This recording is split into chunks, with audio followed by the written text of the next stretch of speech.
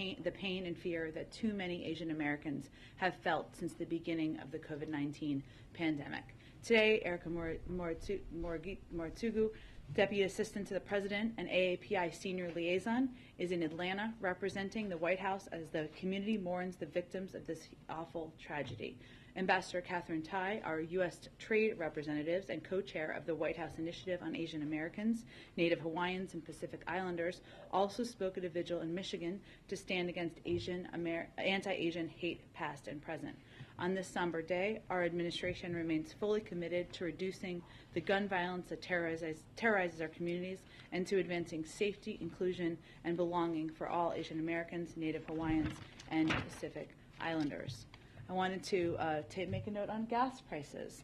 Right now, oil prices are $94 per barrel. When oil was at this level 1 month ago, the average cost of a gallon of gasoline was $3.49. And yet now the average cost of gas is $4.32. When it comes to oil and gas prices, many accept that gas prices rise quickly but fall slowly, the so-called rockets and feathers phenomenon. But President Biden rejects that. Americans deserve relief and fast as oil prices fall. Retail gasoline prices are updated at least daily, and if gas retailers' costs are going down, they need to immediately pass those savings on to consumers. So I will reiterate what the President said to oil and gas companies last week. The invasion of Ukraine and the volatility of the oil market is no excuse for excessive price increases, profit padding, or any effort to exploit American consumers. No one should capitalize on Putin's aggression by taking advantage of American families. And this chart, which you see here, shows both the price of crude oil, and you see where it is as it relates to the price of gasoline. And as you've seen it go down, the price of gasoline obviously has not gone down. So that is the explanation of that particular chart.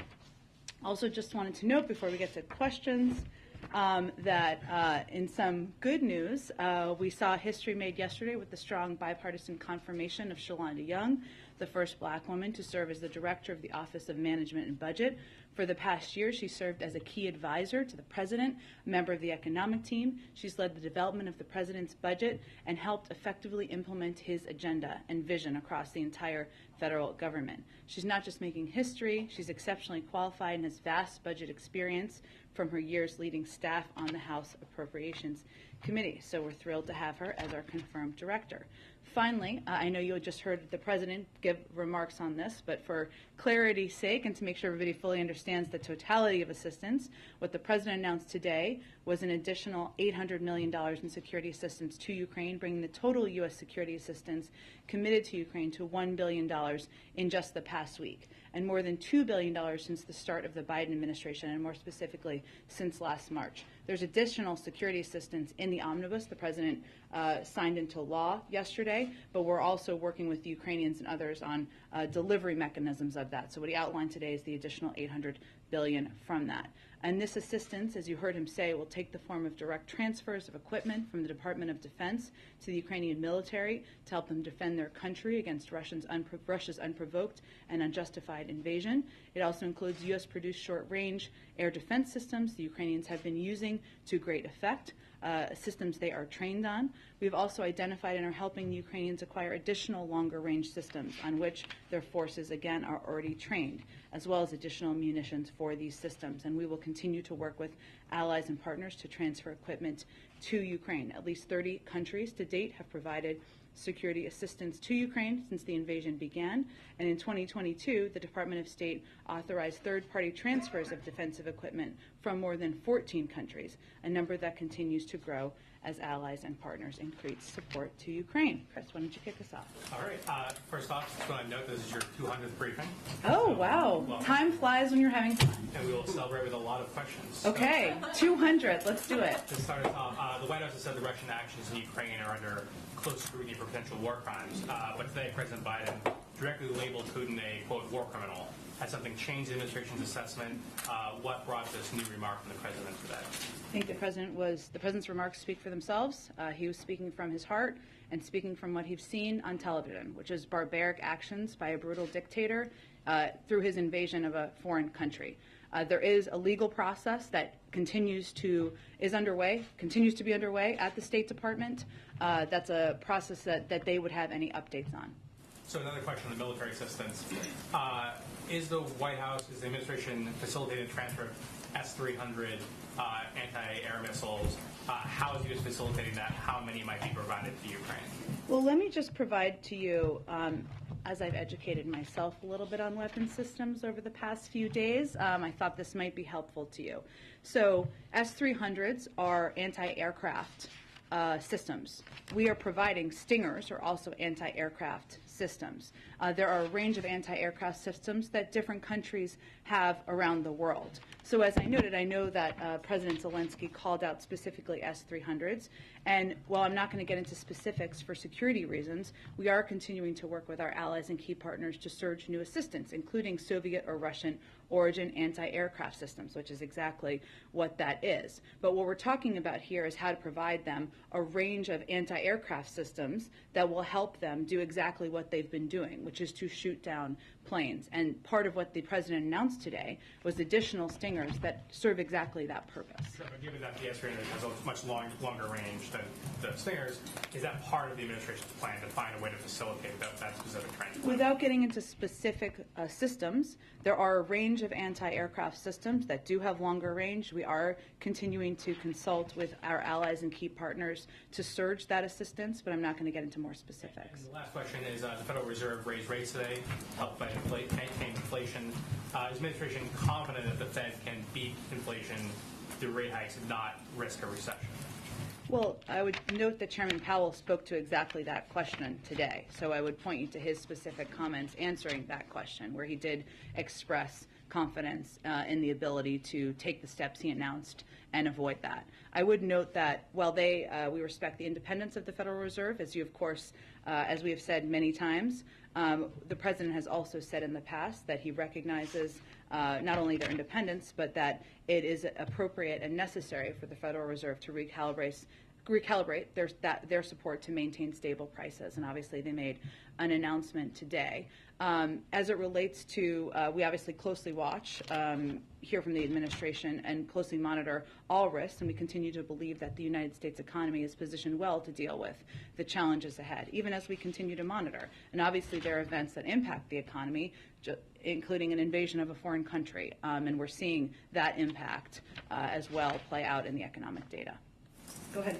Back on this question of labeling Putin a war criminal. I mean, this war has now been going on for 3 weeks. So far, the president has declined to use this label. As you know, there is an ongoing sort of formal process before you can use this term. So something must have changed for the president to feel like he can take this additional step today. What else is he seeing? The president was answering a direct question that was asked and responding to what he has seen on television. We have all seen barbaric acts, horrific acts by a foreign dictator in a country that is threatening and taking the lives of civilians, impacting hospitals, women who are pregnant, journalists, others, and I think he was answering a direct question. The administration is making it very clear and publicly how much assistance the U.S. is providing to Ukraine. Whether we are fighting in this war or not, the U.S. is obviously heavily involved. Putin certainly knows all of this. He knows where this equipment is coming from. Is there any concern that you run the risk that he may view this as the kind of direct U.S. involvement, the direct confrontation that you are trying to avoid? Well, all of the equipment that we're providing, whether it's Stingers or Javelins or counter-artillery, mortar radar, counter UAV tracking radars, anti-armor systems, unmanned aerial systems. This is all defensive equipment and materials. It is more than we've ever provided to Ukraine in the past. It is a significant amount of assistance that we have expedited the delivery on, and we will continue to do exactly that. But as our Department of Defense, and they can certainly speak to themselves, they do risk assessments. They assess what the impact will be of the types of assistance they're providing. We're obviously watching how the types of assistance we have provided have helped the Ukrainians courageously and bravely fight back, and we're giving them more of that assistance. We've also given them additional types of assistance we had not yet provided to them. But again, these are all defensive weapon systems. You have noted from the podium that Putin has shown no signs of changing course. You've also noted that there are significant consequences that Putin could still face. Even with this additional aid that you're providing today, it seems there are still other options on the table. So why hold back? Why not use every tool at your disposal now to spare additional lives? Well, I think if you look at the range of tools that we've used to date, we have implemented more economic sanctions than we have on any other economy in the world. You could compare it potentially to Iran or maybe North Korea, but Russia is a much more significant economy, a larger economy, and so I wouldn't say that we are holding back in that sense. We do have additional steps we can take, as we've talked about a bit in here before. Obviously, the SWIFT banking system and the implementation of those sanctions happens institution by institution. There are additional individuals that can be sanctioned. We can have new targets. We can deepen the severity of sanctions on existing targets.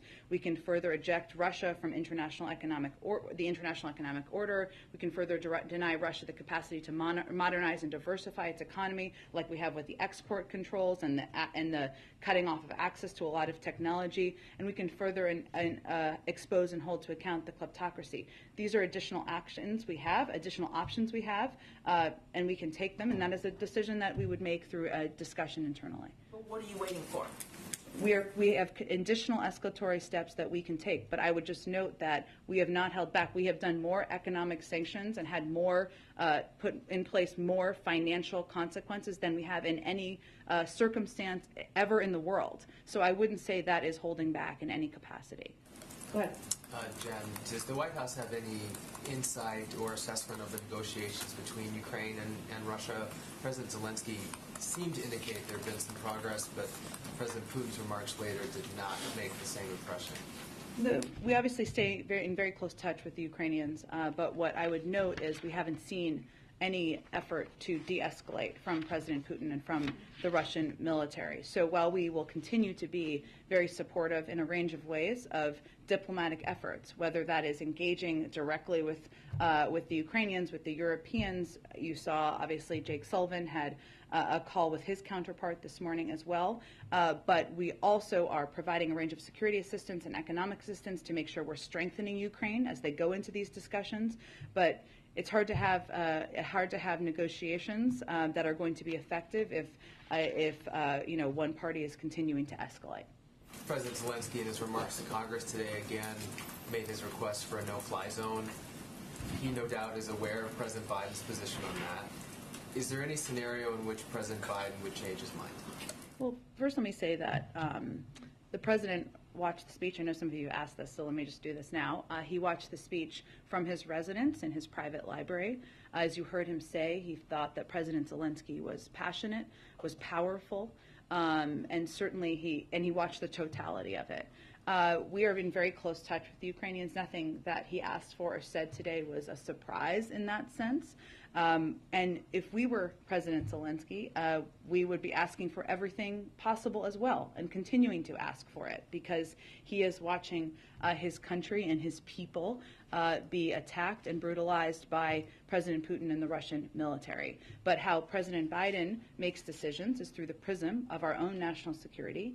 And as we've said before, a no-fly zone would require implementation. It would require us potentially shooting down Russian planes, NATO shooting down Russian planes, and we are not interested in getting into World War III. Just lastly, does the White House view Russia being ready to go back and allow the Iran nuclear deal to move forward?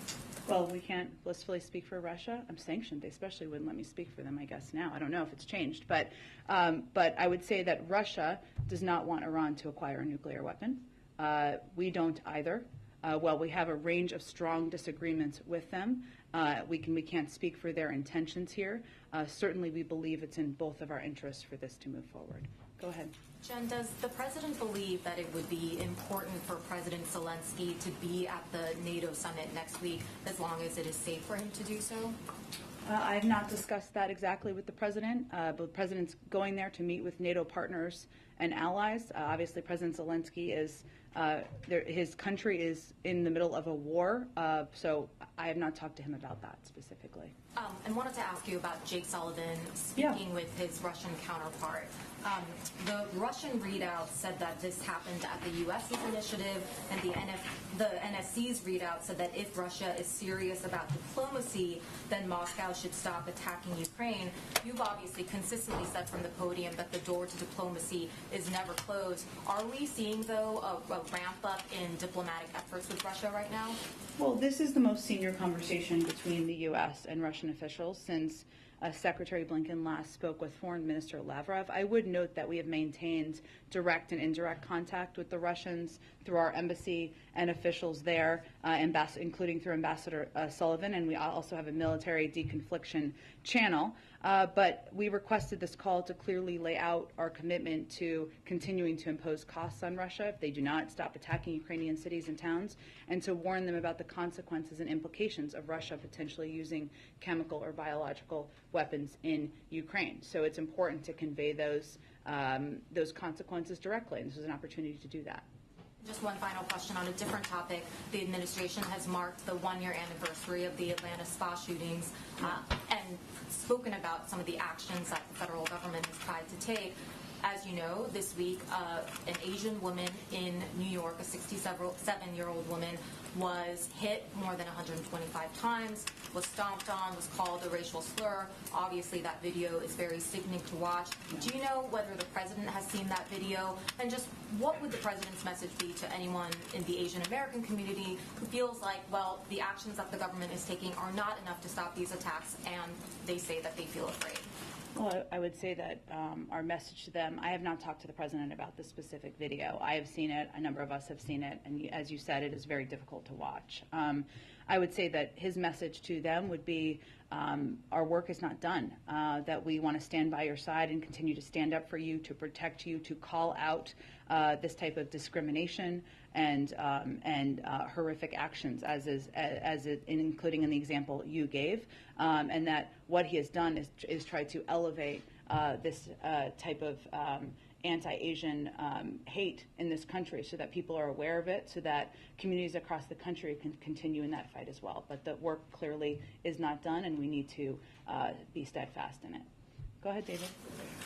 Jen, a couple questions on today's event. So first, in the conversation that Jake Sullivan had with his Russian counterpart, he issued a very specific warning about chemical and bio. There was no mention in the readout of nuclear, which is obviously a concern for battlefield weapons. Was that a deliberate omission? Has that conversation taken place in a different channel? I'm happy to go back to them and see if there's more we want to read out from the conversation. I think what the most important component here to take away, I hope, is that we wanted to have a direct conversation about what the consequences would be of further escalatory action. But I don't have more to read out at this point in time. And then on your answer just before about your concern about the MiG planes, we went through a little bit of this yesterday. I think you just said that you didn't want to have NATO pilots bringing down Russian planes. But under the administration's policy of moving out this long-range anti-aircraft, it's okay to have NATO equipment bringing down Russian planes as long as it's launched by a Ukrainian. Am I understanding the policy right? Well, I think you've heard us talk a fair amount about the planes from Poland. And again, Poland is a sovereign country, so they can make decisions on their own. What we have done is done an assessment of our role and the U.S. role and what our view would be of NATO, of these planes taking off from NATO airspace. Again, I would note that the equipment that we've provided is defensive, as you know, not offensive, and we see that as being a difference. We're also looking at... Because the planes can be used for an offensive purpose and the anti-missile systems cannot. Correct. Also, I would note that what our Department of Defense officials also assessed is what's most effective. And while the Ukrainians still have squadrons of planes to utilize, as I think any military official could confirm for you, the types of assistance that we are providing today, including Stingers and other assistance that we're amping up support for, is exactly what we feel is effective in fighting this war. Go ahead. Thanks, Jen. Today in Putin's speech, he implied that there's going to be even greater crackdowns on civil liberties inside of Russia. Is there anything that you all believe that you can do in terms of sanctions or supporting the opposition there that you all are not already taking?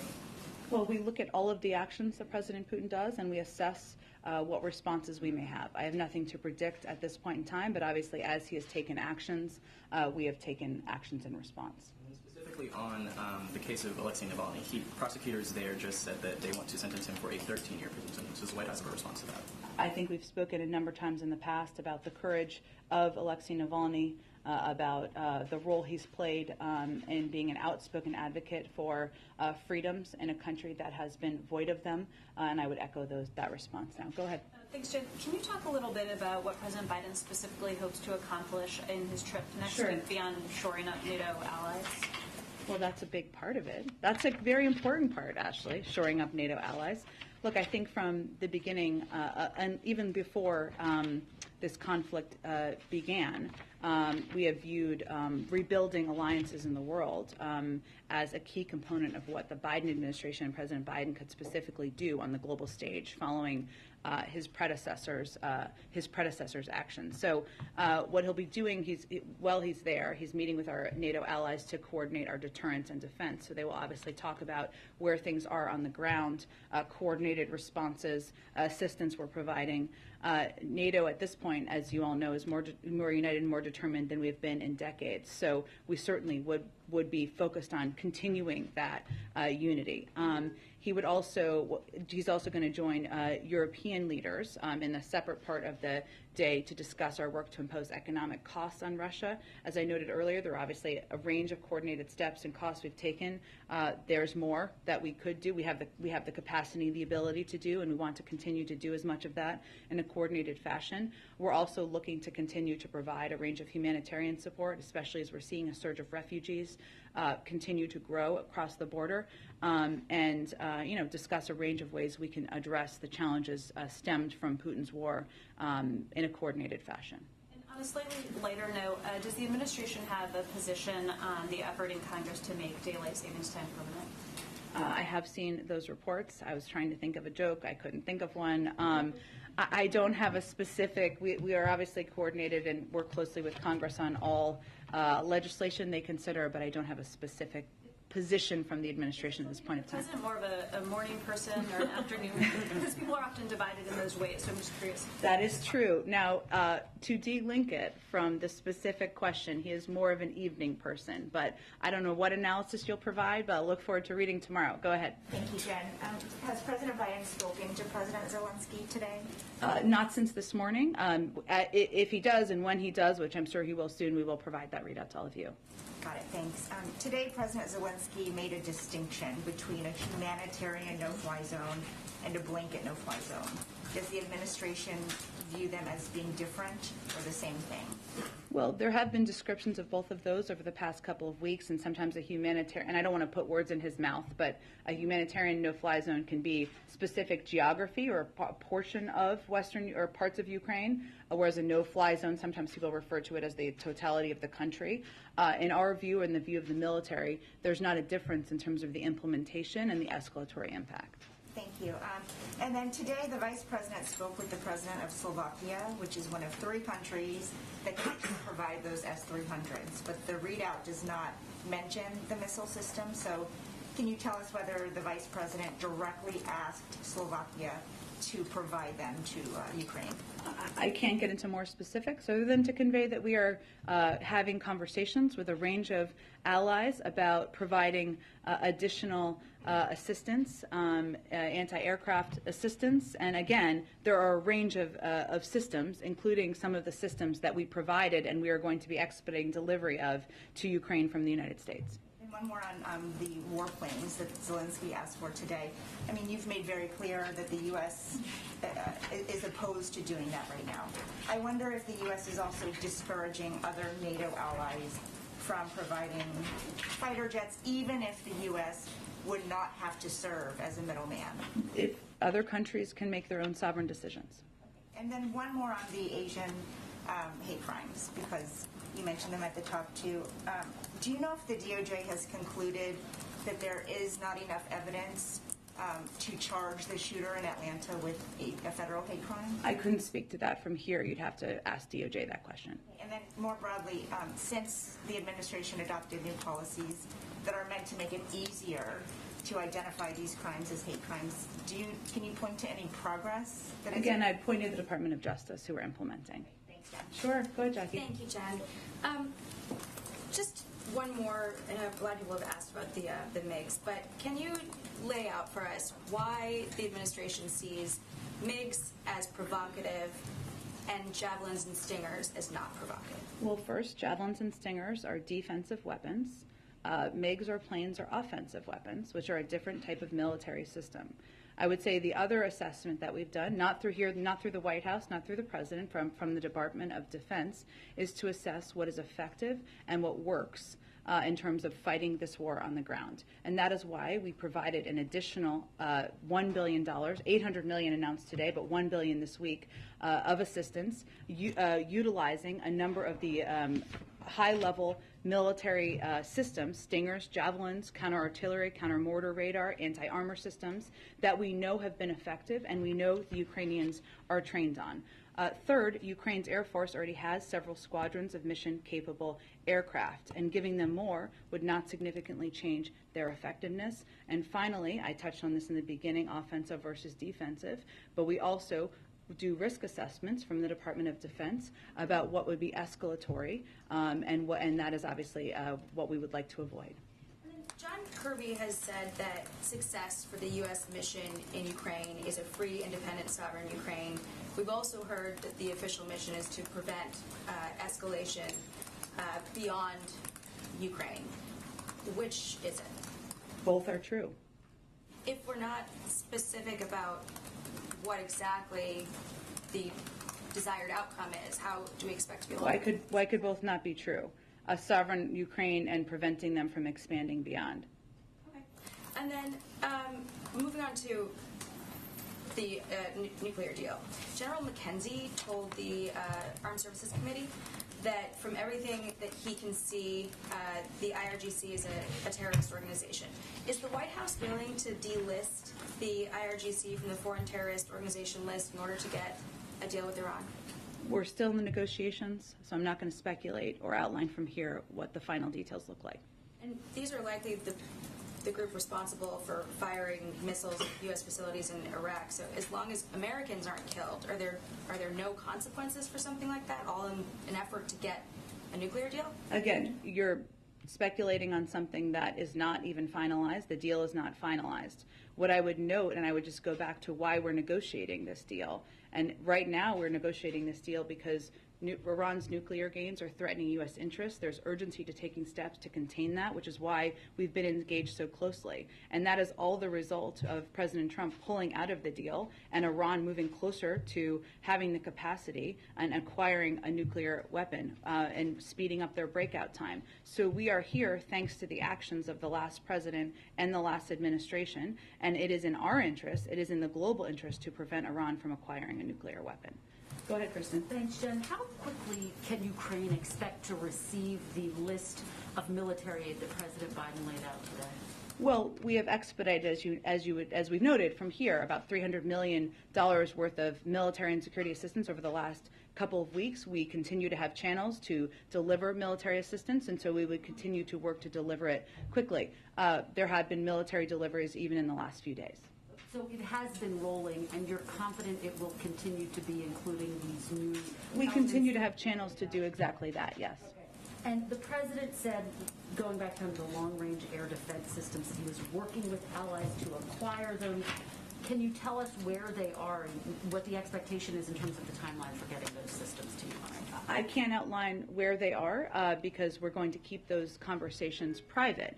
I would note that a great deal of what we're doing is augmenting the type of effective military assistance that we're doing from the United States and working to prioritize equipment that they are trained on. But we are discussing with a range of partners. When we say Stinger or Javelins, those are brands. There are different kinds of similar assistance or other types of assistance that different allies have around the world. And I want to go back to the MiGs quickly and just be crystal clear about what you're saying, because when I asked the president about this earlier, he said he's not going to comment. He didn't say that it's not an option. So well, we've spoken to it approximately 167 times. So maybe he, well, here's 168. Go ahead. There's a growing number of Republicans and Democrats who are supporting the U.S. striking a deal with Poland to send the MiGs. You have Elise Stefanik earlier today saying Ukraine needs those MiGs. You have Scalise saying getting those MiGs in immediately is critical. There's a growing chorus of voices saying that now is the time. Has the president reconsidered his stance at all at this point?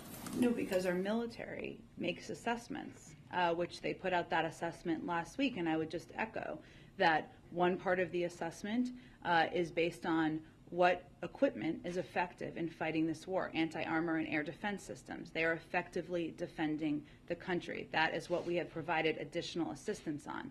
Second, they have several squadrons of mission-capable aircraft. I don't think that's enough, Jen. You heard President that are Zelensky not being, very Kristen, that are not being utilized. This is the assessment by our Defense Department.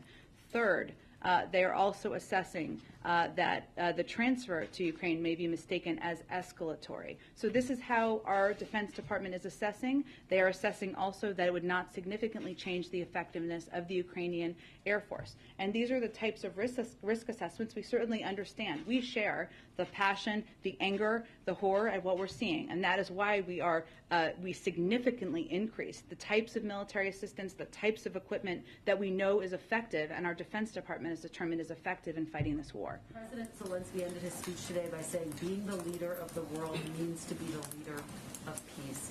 Is President Biden satisfied that he's leading this leadership moment, given that we're now 3 weeks into this war?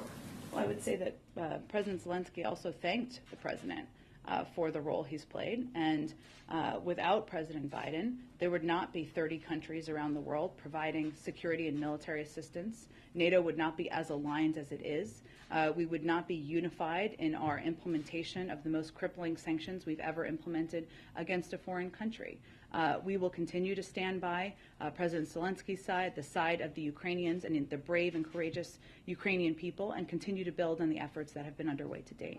Very quickly, in the wake of the second gentleman testing positive, has President Biden been tested today, and has the Vice President been tested? I can check on the Vice President. The President has not been. He was tested on Sunday. He was not a close contact, so we have not changed our testing mechanism. Let me check on the Vice President. I know they put out some information last night. I'll see if there's an update. Go ahead. Thanks, Jen. Can you confirm that Switchblade drones were part of the package? And if so, do you consider that still defensive? I don't have more details beyond what was in our fact sheet to confirm from here.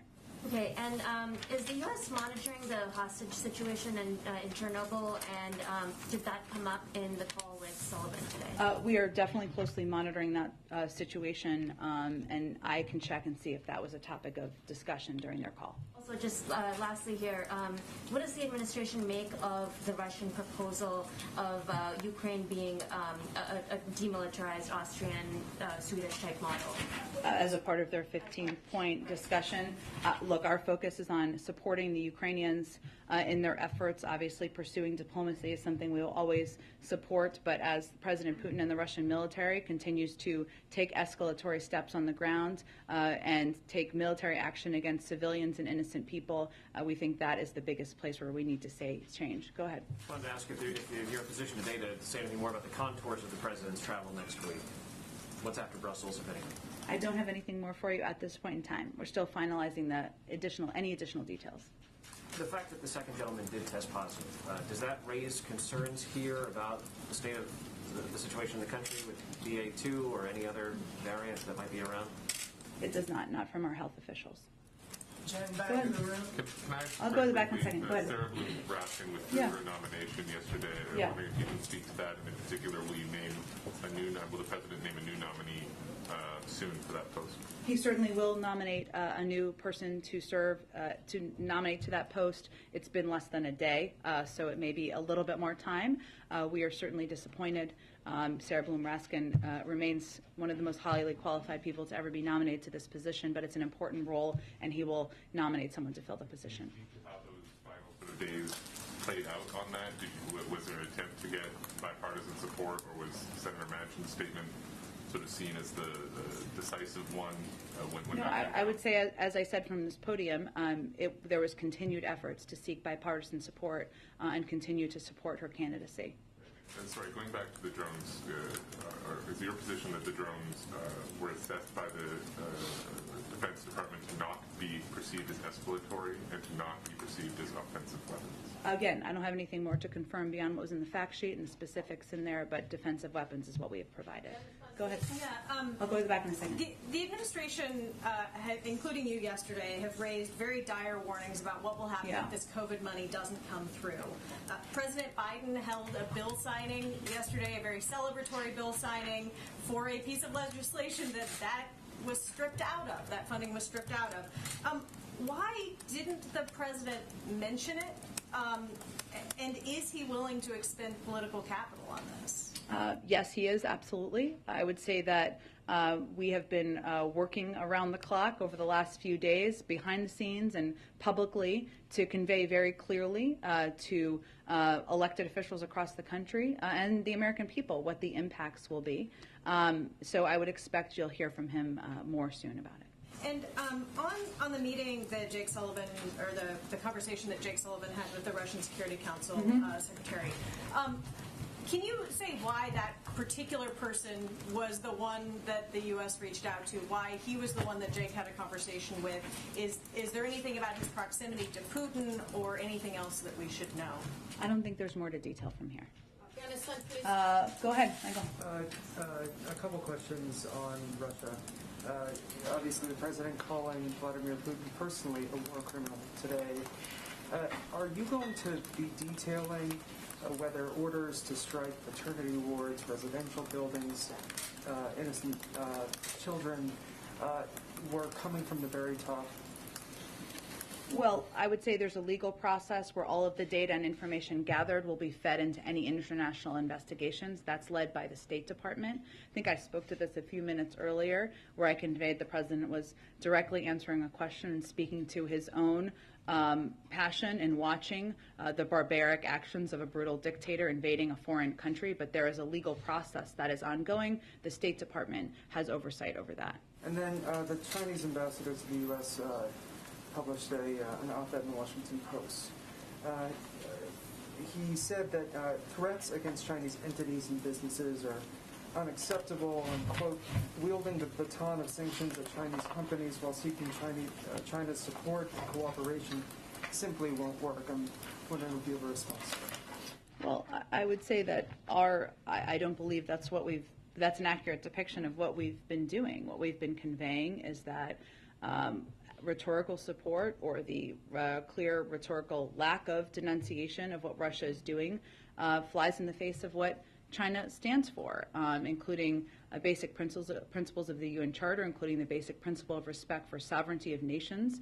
And that's just a statement of fact. Obviously, our objective and what we'll watch closely is, and I don't have an update on it from here, is any decision to provide additional support to Russia while they're invading a foreign country. Go ahead. Thank you.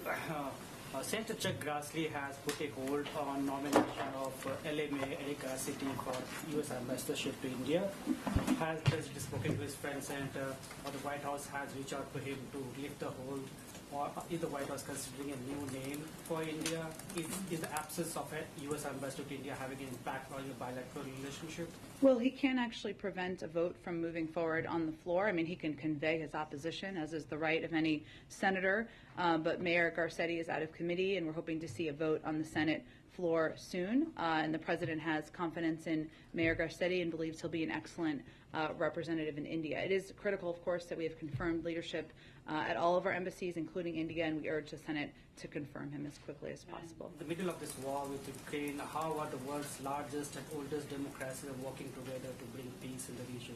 Well, I would say, as you know, we remain in touch through a range of channels from our national security team with leaders in India and continue to encourage leaders to work closely with us to stand up against President Putin's invasion of Ukraine. Go ahead. Thank you. The wheat supplies from both Russia and Ukraine have been disrupted and are forecast to be disrupted quite a bit going forward.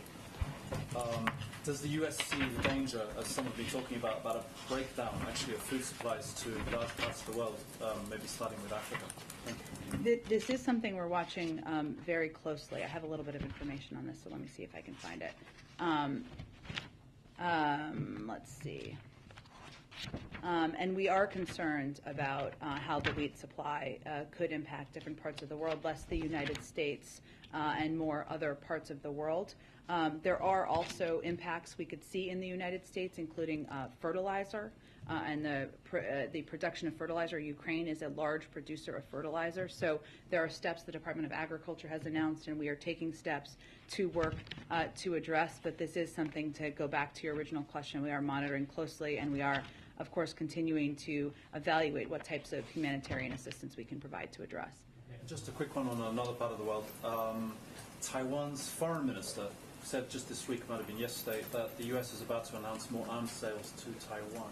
Do you have anything on that? I don't have anything to predict, confirm, or read out on that. I'm happy to check with our Defense Department. Go ahead. Thanks, Jen. So the president's obviously sanctioned a lot of Russian oligarchs. I wonder about some of the laws, our laws, that enable this sort of international kleptocracy. Obviously, the president's been outspoken about his belief that America's tax code should be more fair, that should be enforced better. And I wonder if the president has thought about or has had conversations with people on the Hill about possible legislation that would change some of these laws, make real estate transactions more transparent, require companies and trusts to be registered to people by their actual name, prevent Americans from using offshore banks as tax havens. Any of that under consideration? A number of those he's expressed support for in the past. I'm happy to check with our economic team and see if any of those are under discussion. No sense that those talks have picked up? I just don't have an update on it. Go ahead, Karen. Just to go back to Jake Sullivan's call, you noted when you were first talking about it that this was the most senior conversation between the U.S. and Russia since Secretary Blinken's last conversation with Lavrov. So why now? Why today? Has something changed that's given the administration any reason to think this could produce some progress, a call like this? I wouldn't put that much optimism in it.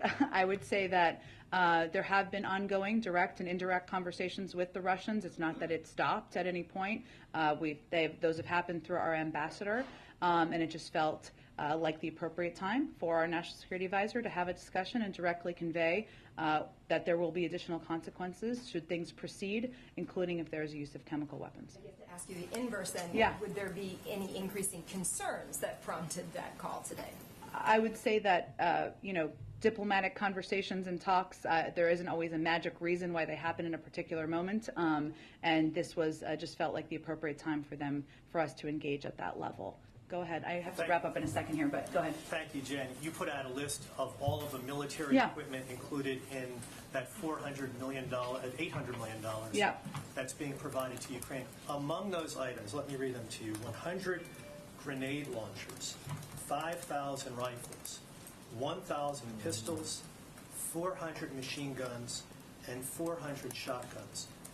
Are you saying those items are not offensive weapons? They're weapons that help the Ukrainian people fight against an invasion by a foreign country. They can be used offensively, can they not? Again, they're weapons. What I'm talking about is weapons that can be used to fight. The answer is yes. I mean, although you don't want to say it, that answer to that question is yes.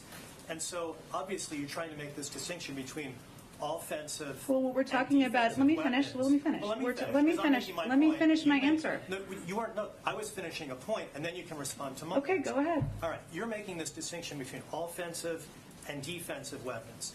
Anybody that looks at that list of weapons that I just mentioned, they would say clearly they're offensive. If a Ukrainian military officer or someone who is enlisted has one of these weapons, they can take out a Russian military official of some sort with these weapons. They're offensive in nature. So why not provide more offensive weapons like this to the Ukrainian military?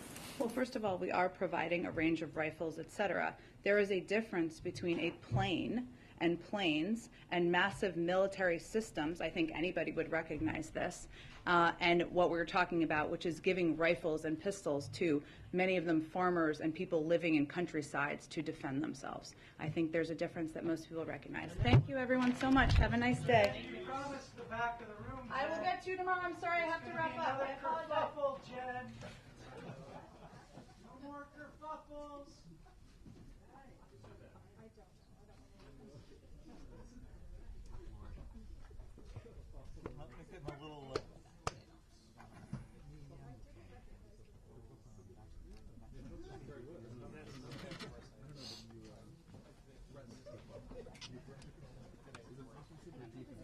Guys.